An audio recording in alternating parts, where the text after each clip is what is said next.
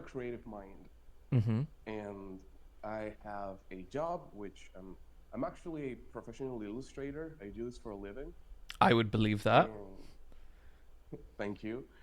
Um, and basically, I for a while I was also going to college, which I finished my studies, and I will be a lawyer next year, which is pretty Oh wow, exciting. fair play.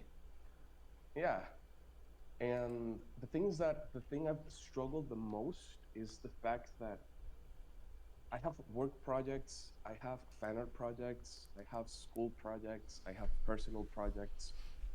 But then I think about you when I watch the videos and the streams and the analysis and your gargantuan spreadsheet with all the games you've played that you reorder every year. And I'm like, how do you organize your time? How is there like something that you do to be driven to sort of be able to encompass all of that? Because you have time to watch movies, to play, to do a podcast, and all these things. Oh, that's a tough one. But I would say there's a couple of things. Number one, it's that you know when you hear people be like, "Oh, I wish I could do this, but I don't have the time." The truth is, I think that all of us find the time to do the shit we really, really want to do. And so, with that, I think spending some time just deciding, like, okay, what is the shit that you really. What is the stuff where if you reach the end of the year, you would be bummed that you didn't get done? And Oh, once you decide that, it's really important to not let the unimportant stuff get in the way of the important stuff. okay. Man, it's so difficult sometimes because sometimes you sort of cheat yourself into doing things that perhaps are not that important.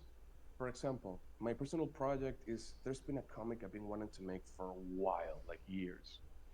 And I keep reading comics, telling myself, no, I'm taking notes on comic language and I'm learning because I'm reading comics that inspire me. And I read books about reading comics and I keep preparing, but my comic still isn't done. And that happens to me a lot.